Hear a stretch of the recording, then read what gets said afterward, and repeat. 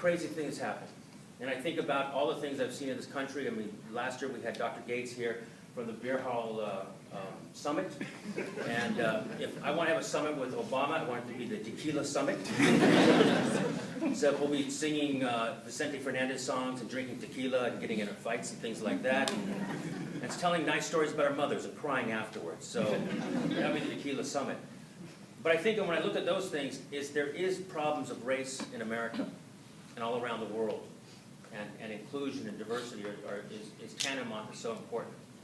I remember when I first included someone in my life, which is my wife. My wife is not Mexican. My wife is Irish. Irish. And that makes my kids Mexicans.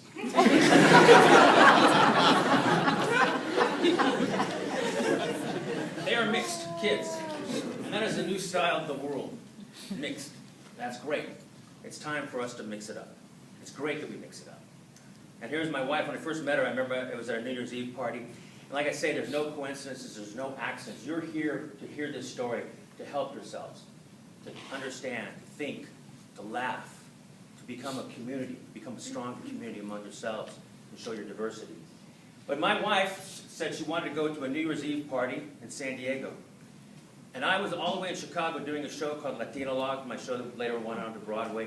And I kept getting this feeling, I need to go back to San Diego. I need to go back to San Diego. I need to go back to San Diego.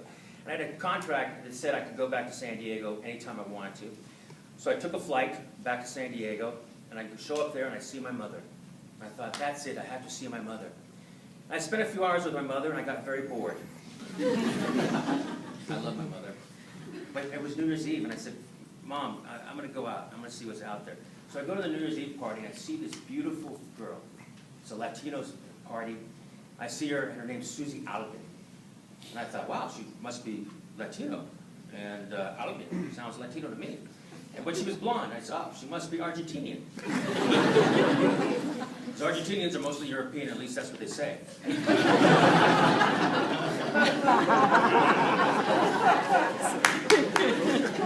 So I see her, and I start talking to her. I tell her, hey, listen, I'm a guy. I'm working in Hollywood. I'm writing these TV shows.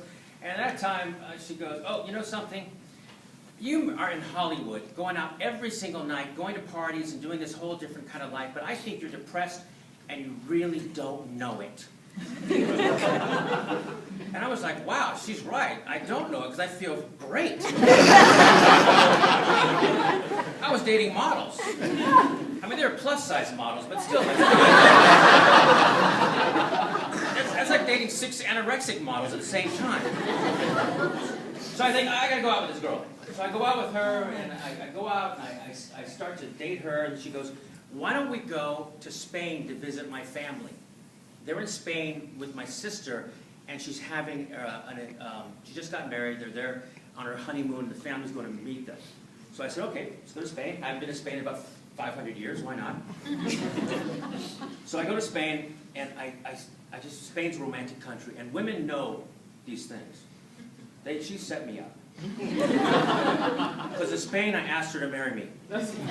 I got down on bent knee, I looked into her eyes, I was like, oh my God, they got a Burger King in Spain, they serve beer and wine, it's incredible. So we were in front of El Rey de Hamburguesa, and I saw that. And so we get engaged, I tell our parents, hey, we're getting engaged, we're going to get married, Susie and I are going to get married. And her parents thought, perhaps you should get some counseling for that. Maybe they'll counsel you out of that. Now, I don't think they were prejudiced because I was Mexican. I think they're prejudiced because I was a broke Mexican. If I'd been a rich Mexican, I would have just been an Italian.